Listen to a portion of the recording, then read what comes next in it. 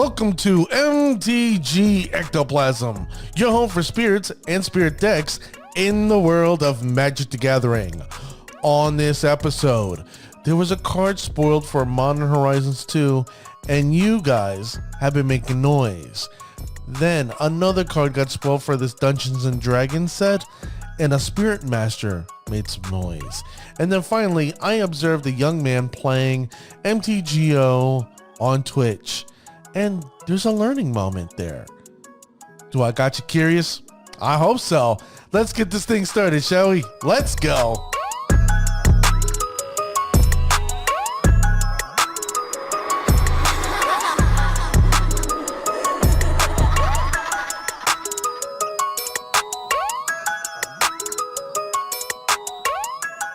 Thank you, ladies and gentlemen, for joining me on this episode.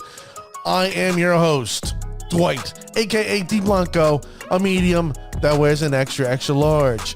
You can reach out to me on Twitter at MTG Ectoplasm. Please follow, I would appreciate it.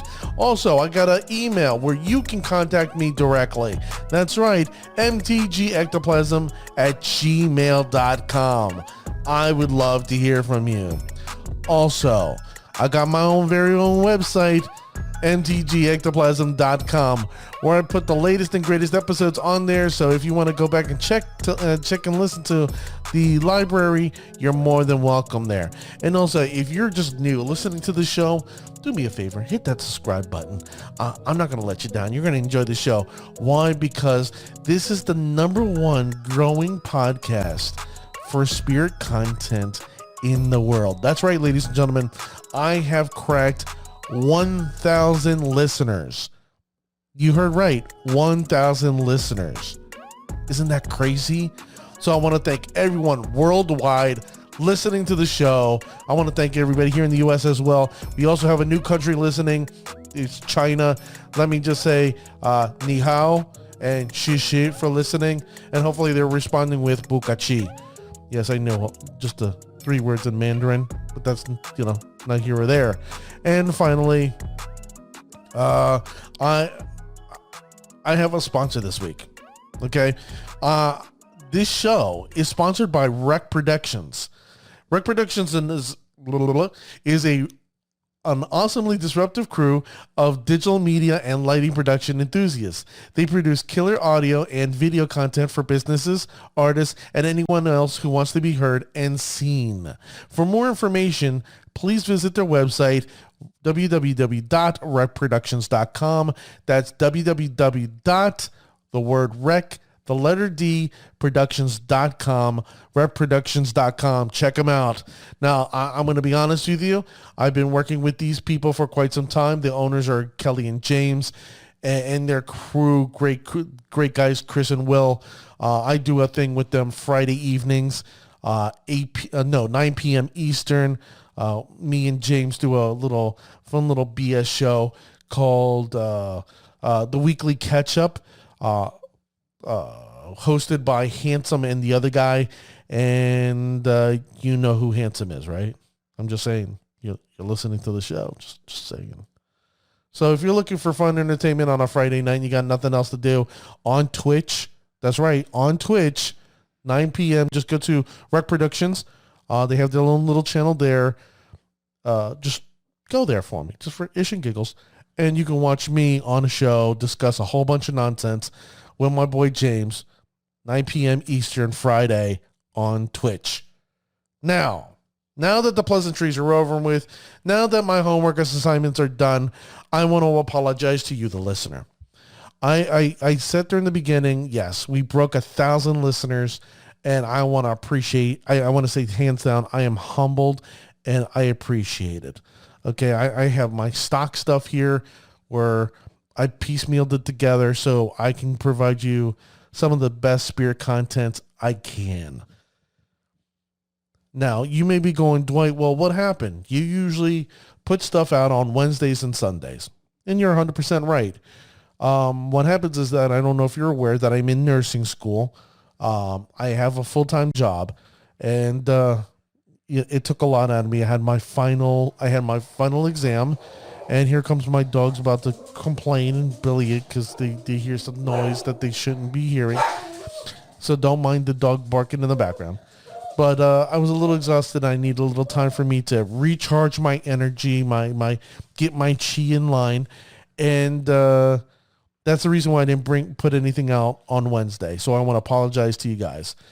Now that I was humbled and honest with you, I want to discuss a particular card that has been making noise up and down Modern.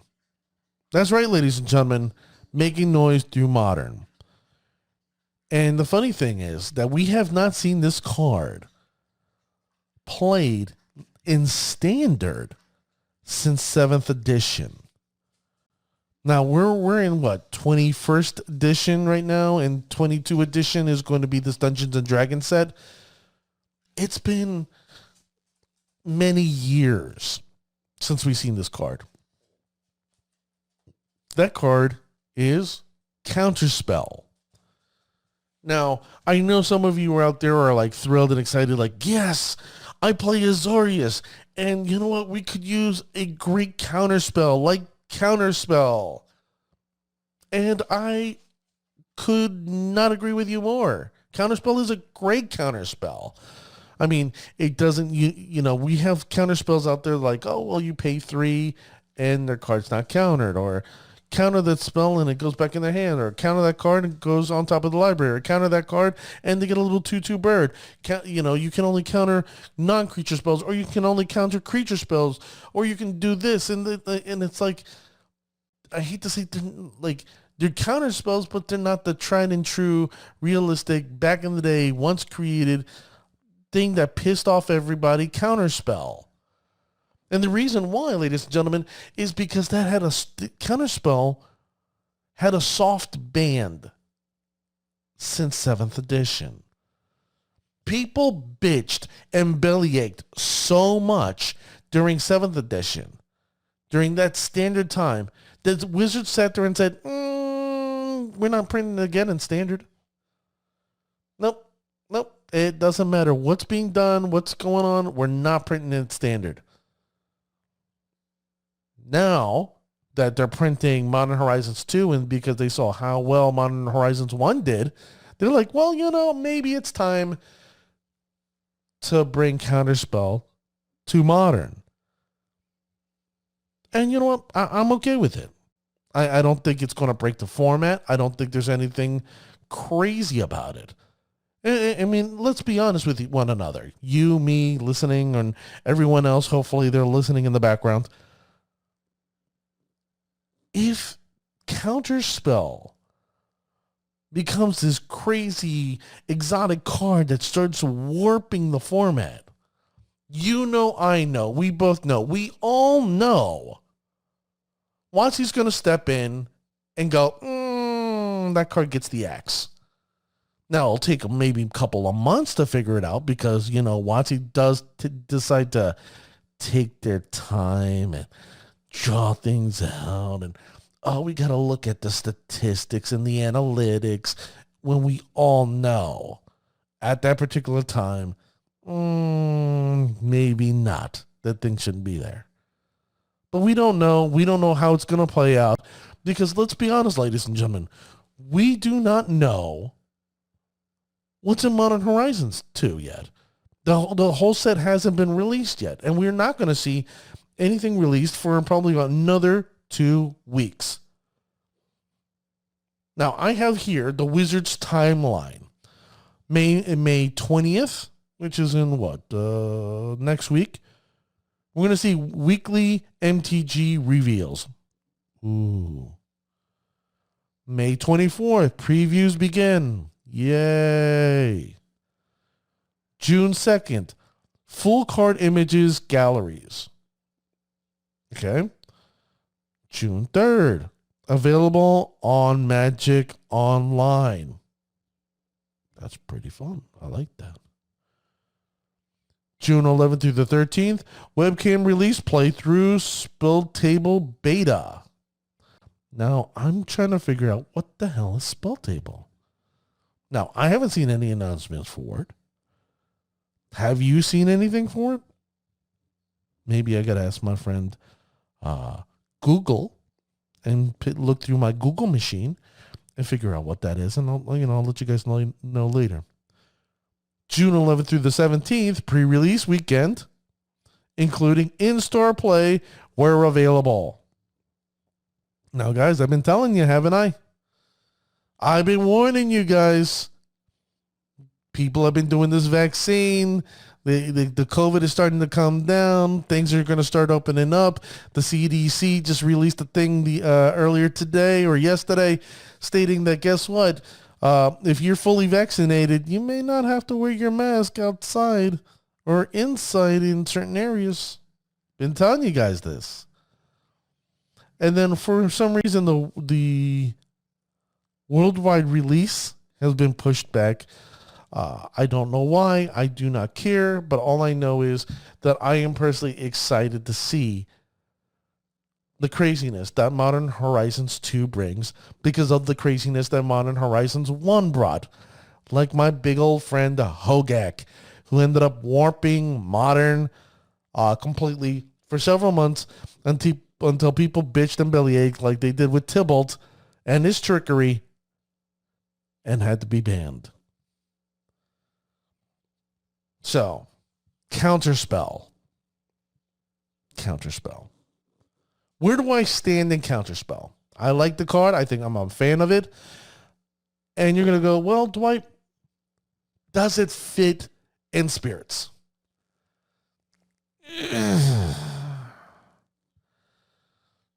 That's tough. And the reason why I say that's tough is because of what I said before.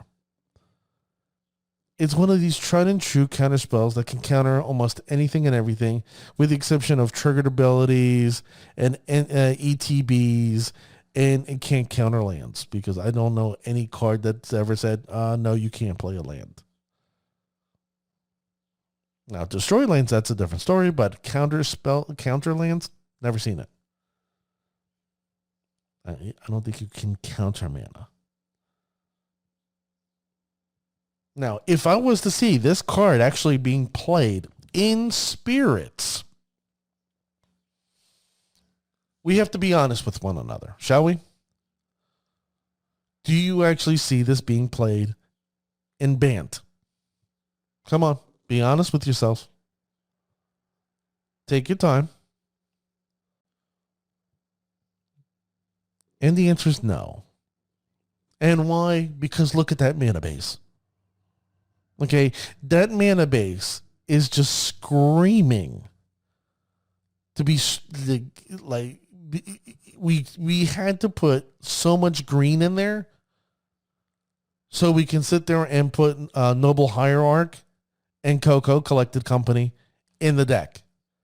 And to sit there and think that we can hold up 2 blue mana to counter, I don't think so.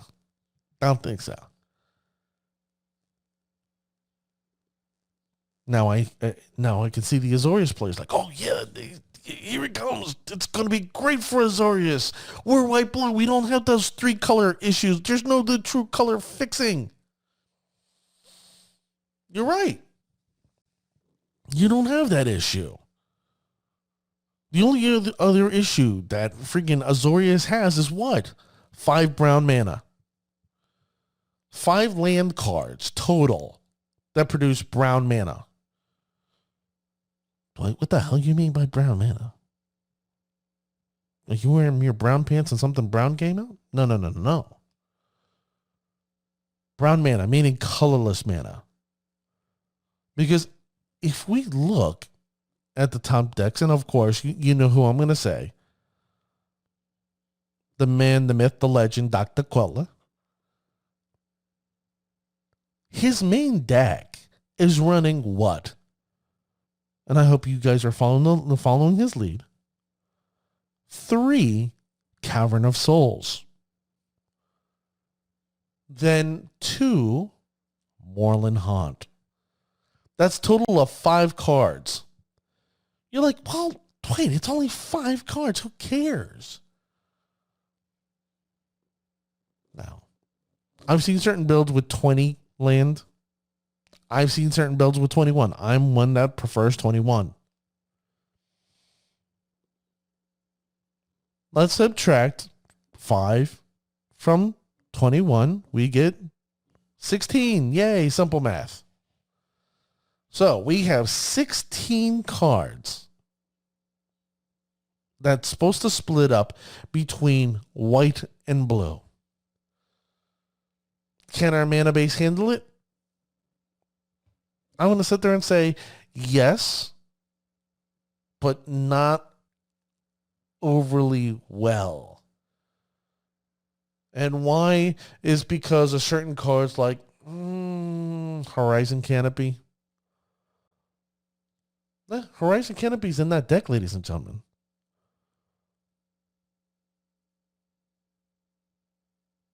A card that really hurts us, and I hate to say it does hurt us very much, is Waterlogged Grove. Hopefully I'm saying that's the other Horizon land, the blue-green one. And if I'm wrong, I apologize. I mean to say the Horizon blue-green land. Why? Because we're pinging ourselves every time we use it, and we're dealing damage to ourselves. As much as I do enjoy the Horizon lands and how beneficial they are, and actually allows us to draw a card from them when we have enough of our mana base in play. If we had our own white-blue Horizon land, okay, I would be like, you know what, Counterspell? Yes, indeedy. I can see a limited amount. But the fact that you have 5 brown land and then these 2 other lands, that's a total of 7. So that brings down our card count to 16 minus 2. That brings us down to 14. 14.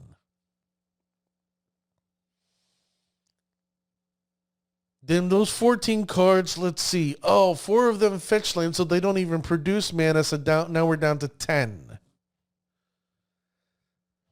10 cards that actually produce mana effectively. Are you still feeling confident there, Azorius players?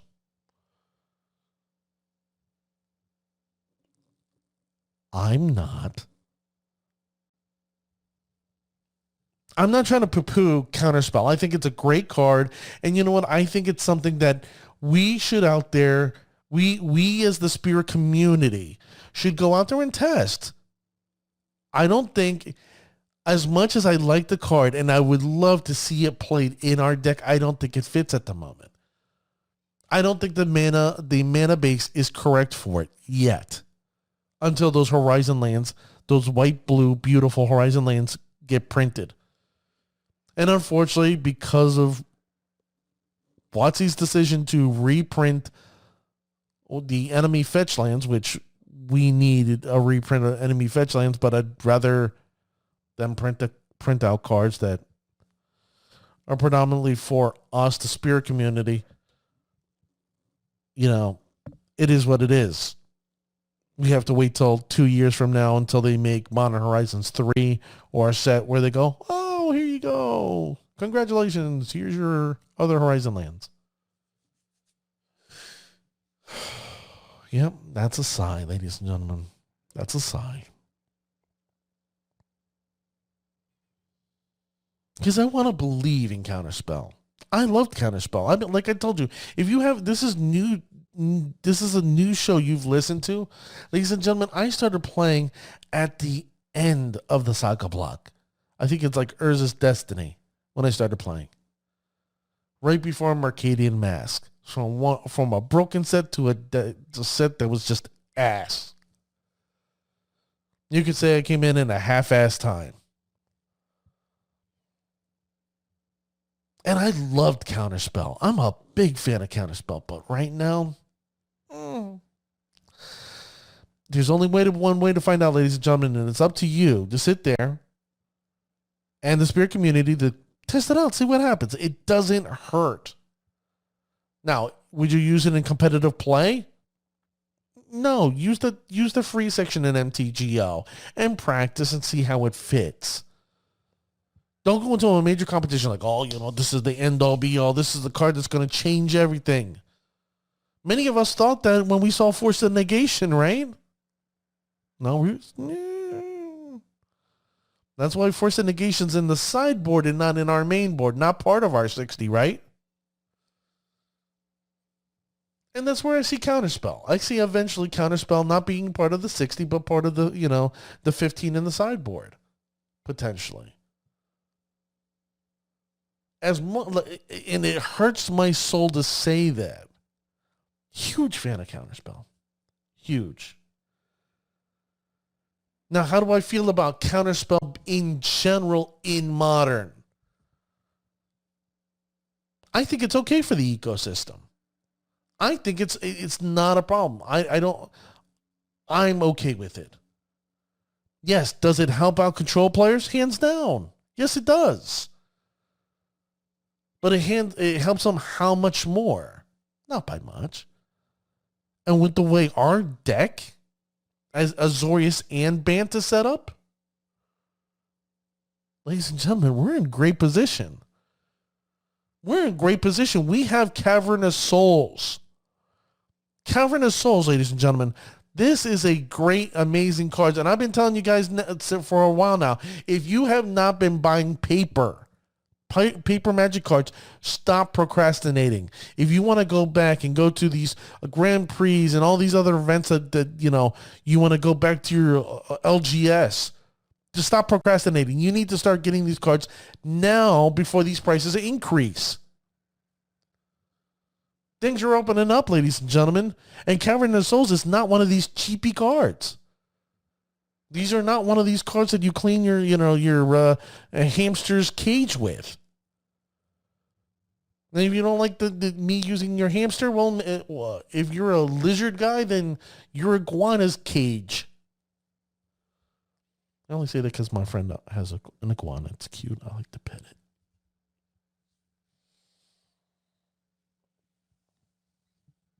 But we have Cavernous Souls.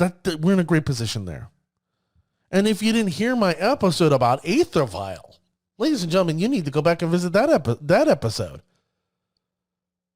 We have two major ways where our opponent can't do anything to counter our creatures. We are in an awesome, awesome position. So I welcome it. Aether Vial is a one mana card. You're not going to get it on turn 1. And if I'm on the play, you're definitely not going to get it on turn 2. And I know for a fact, because I have Cavernous Souls, guess what? You're not going to get it at all. I'm going to be laughing in your face going, oh, you're trying to counter Cavernous Souls, pal? Not today. Unless you're trying to be a cheater and Mr. Cheaty Face. Not going to happen today. So I welcome Counterspell in Modern, and that's my thoughts in Azorius and Bant. Not saying that it won't make a mark. It's not going to do anything. I'm a wait and see. Do I think it's going to be beneficial? Maybe as a sideboard card. You heard it here. Now, the next card I want to bring up is because of a Spirit Master. That's right. You heard me say it here. A Spirit Master. Andre Segura, a person who I will constantly promote on this show. He released one of his latest videos and had to deal with the card Portable Hole. Now, he broke down that card, and hands down, I loved his analysis of it. I think it's a great, amazing card that's coming soon with this D&D, the Forgotten Realms. Me personally, I'm excited to see a Beholder. I love the art of Beholder. But in spirits, I got to be honest here, Portable Hole. And I got the card right in here. Well, the image of the card in front of me.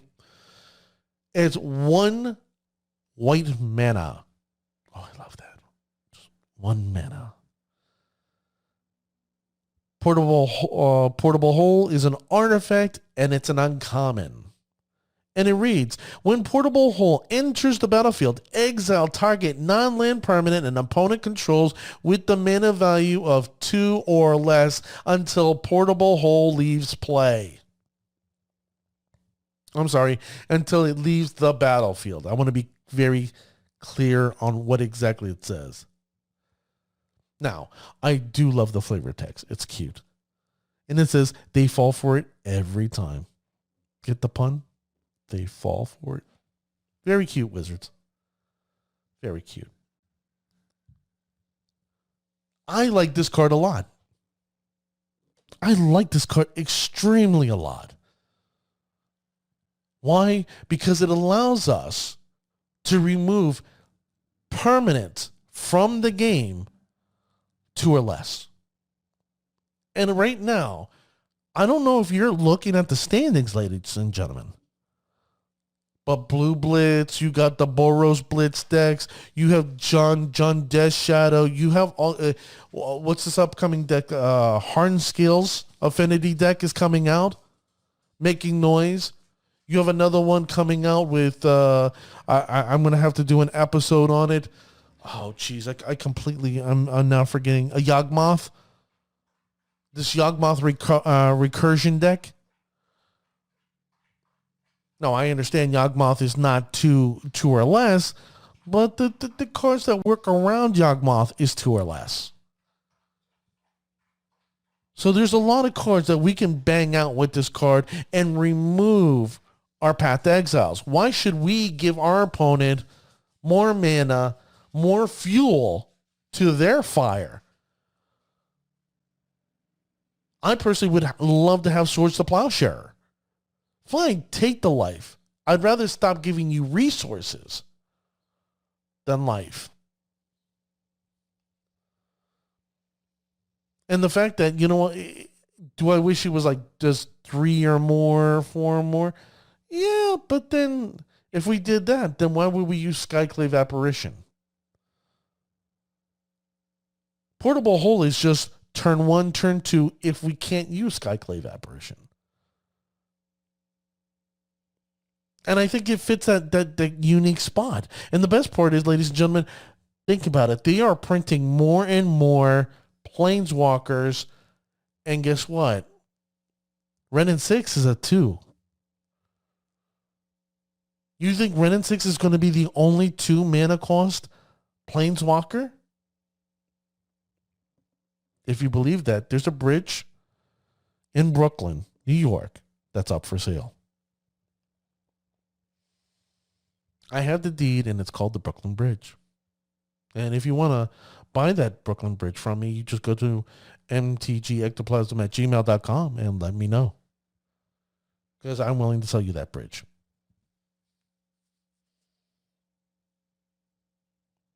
But I will tell you, Portable Hole is a great card, and I am personally excited to see it. And I may end up picking up a play set to put in my sideboard because I think it fits a unique spot.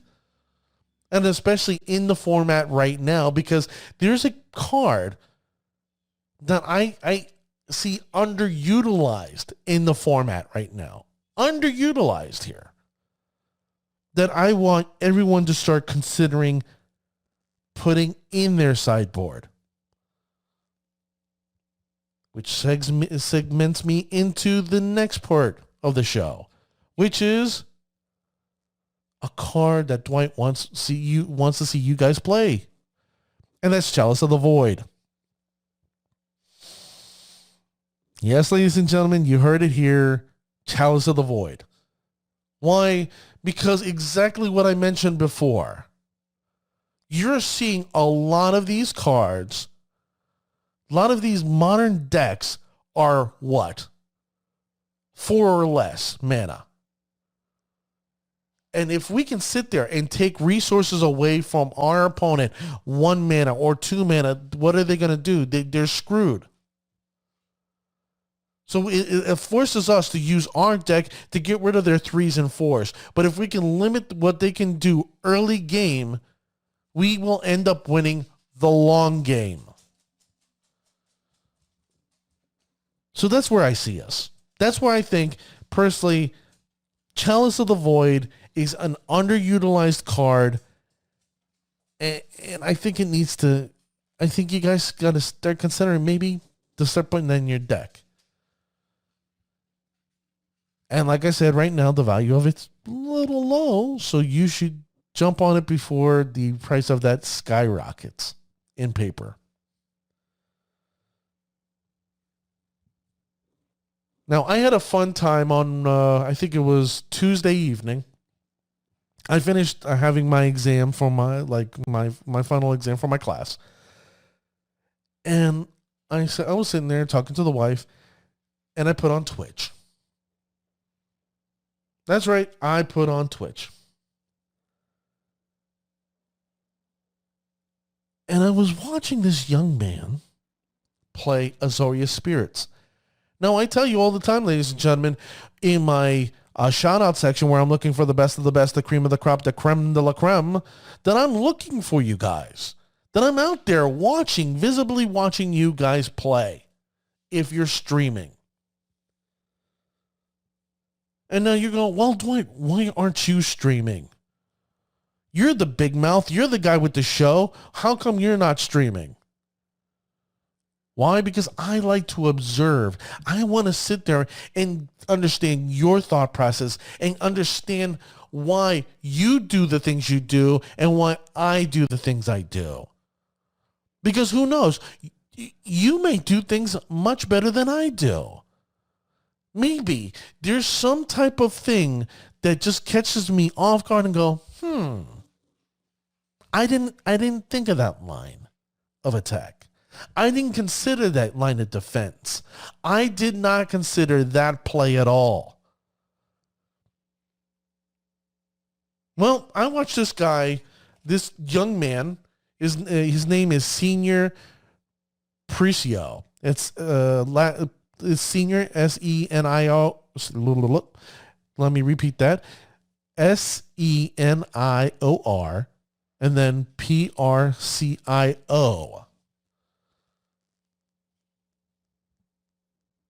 I was watching him play an Azorius deck, and unfortunately he went 4-1. I started watching him as soon as he was playing his second game because he lost the first game. But I stayed with this young man, watching him play the last 4 games where he won out. And there was I think it was like the 4th game he was playing. And the board state was very unique. He had, the opponent had Leonin Arbiter in play. It had ghost quarters and ways to destroy lands and would not allow this young man to search for basic lands, or the young man ran out of basic lands in his library. He ended up playing, he ended up playing a Cavern of Souls. Well, let me explain to you what he had. He had in play, he had the white-blue Quickland. I'm sorry, it's early in the morning for me right now, so I don't remember the name of the land. He had the Quickland, the white-blue Quickland in play. He drew. He had a Hallowed Fountain in hand, a Cavern of Souls in hand, and had a Skyclave Apparition in hand. He also had one, I believe it was on the battlefield. I believe it was a Selfless Spirit.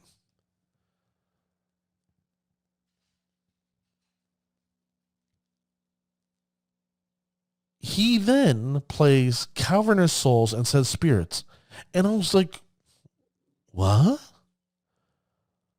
I didn't get it. because I was looking at the opponent's side. He didn't have any land destruction. He didn't have a Field of Ruin. He did not have Ghost Quarter. So I was like, why didn't you play the Hallow Fountain? Why didn't you play the Hallow Fountain tapped? Because you didn't have a 2-mana card to play.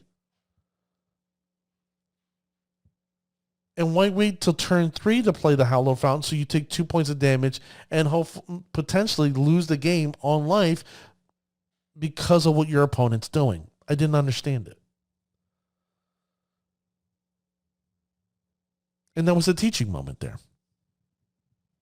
And it was a teaching moment for me. Because when I posed that question to SeniorPricio, he then responded with this. If that land ends up getting destroyed, I don't care because it's a whatever land. And the fact that I'm praying that I end up getting a Moorland Haunt so I can start playing creatures and generating creatures from my graveyard. So I can make those +1/+1, those 1/1 spirit flying tokens. And I was like, wow. He's playing for the long game. Well, I'm still considering the short game. Now, the question is, why was I considering the short game? It's because his opponent was taking a beating left and right. SeniorPricio was just beating this guy down. Was his line correct? Was my line correct? Just saying, play the Hallowed Fountain, tapped, and then play your next card. What I'm going to tell you is that we were both correct. Reason why, 2 turns later, he ended up winning and didn't need the Moorland Hunt to generate creatures.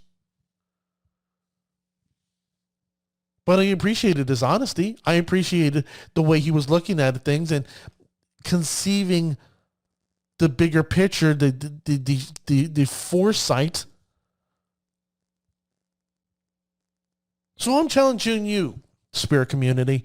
I'm challenging all of you. If you're going to sit there and play MTGO and you have a Twitch account, post it on the Discord. Post it on the Reddit. Let other people learn. Let people observe. Let people grow from you. The number one thing my father taught me in life was it's okay to learn from your mistakes. It's how you should do, right? But it's better to learn from other people's mistakes so you don't make them. And as a spirit community, we're a brotherhood. We're a family that should get together and congregate and enjoy in our fellowship of spirits. And if there is a move that we can sit there and type real quick and go, hey, consider this line, or why don't you play this land to assist, then do so, ladies and gentlemen. You shouldn't think that's beneath you. You have masters out there who are streaming daily. You have others that are streaming every other day or 3 times a week. And they're taking suggestions from the people who are observing their play. And you know what I'm going to tell you? The people that are playing, that's going to only make you better. And the people watching, that's only going to make you better. So what I want, ladies and gentlemen, I want you to go out there and let people know, hey, I'm going to start playing today. I'm going to do Azorius. I'm going to do Bant. I'm going to do a Mono Blue Snow Build. Hell, you know what? I'm in the mood to do Jeskai. I have yet to see Jeskai being played out there, guys. I'm just saying. Someone plays Jeskai and they put in the board. You know what? I'm going to definitely watch. I'm going to be curious. Unfortunately, I can't watch tonight because I have my other show. Speaking of my show, let me discuss them again. All right. Just so I can make them happy and make me happy. All right. Rec Productions. Okay. This is an awesome killer crew. Okay. They have an awesome studio with awesome lighting, production services. And if you're looking for a dope video, it doesn't matter if you're an artist, a performer, if you're a photographer, if you're looking to do a voice podcast like me, or do a video podcast, a vodcast out there so you can get seen in the world and make your attempt to be famous. Hell, you don't even have to be famous. You can do it so people can go, wow, look at my man, look at my woman here. They're trying. They're making an attempt. Go to their website, recproductions.com. Visit them. You'll appreciate it. I'm telling you, hands on. I'm working with these people. Kelly and James. I'm working with them. Go visit them. recproductions.com. www. The word rec, the letter D, productions.com. recproductions.com. I recommend it because why? Because I got my show with them. Friday evenings, 9 p.m., Twitch, on their Rec Productions channel. Come and check it out. I have 2 skits that I do on the show. You know, it's slightly embarrassing to me. I don't care. But it's funny. It's Sexy Time with Dwight. It's me in a kimono. You'll never forget it. And then Moist Thoughts. Yeah, it's a little scandalous. I'm in my shower. Tee-hee. It's very tee-hee funny.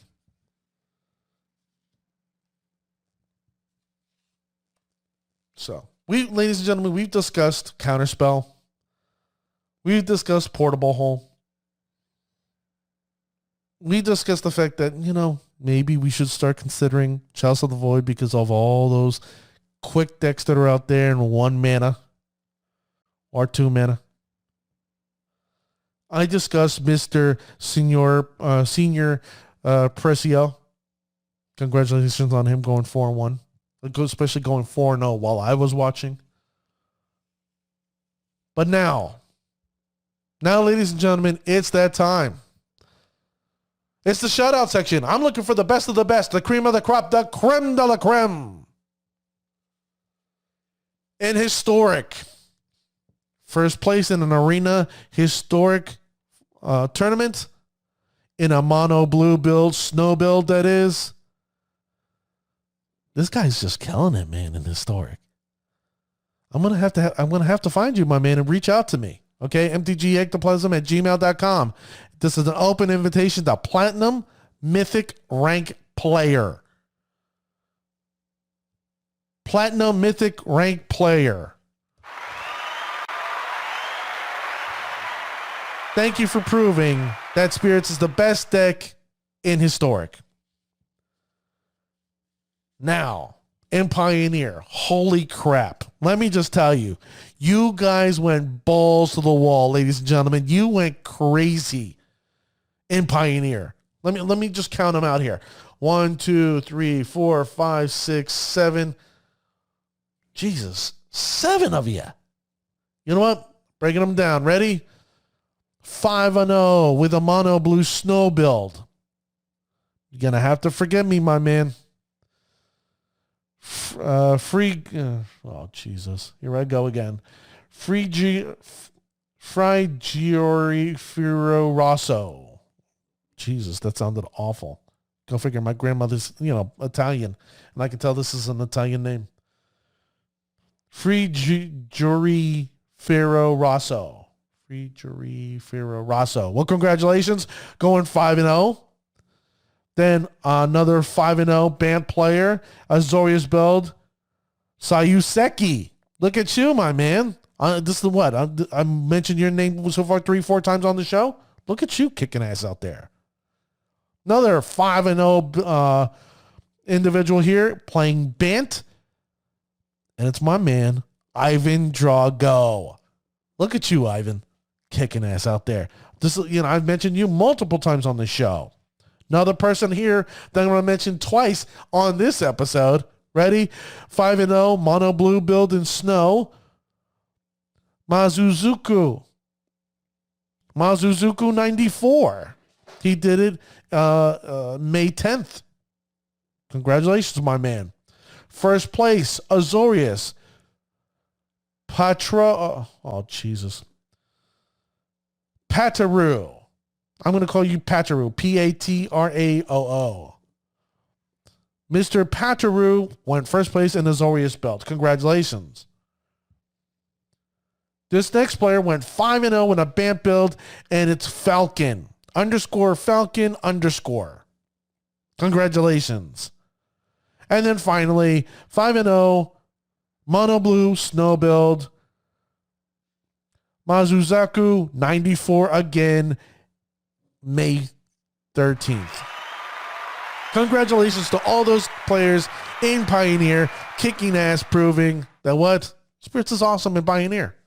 No doubts about it. I have no fear knowing that you guys in Pioneer are gonna take a names and kick it ass. I love it. Love it.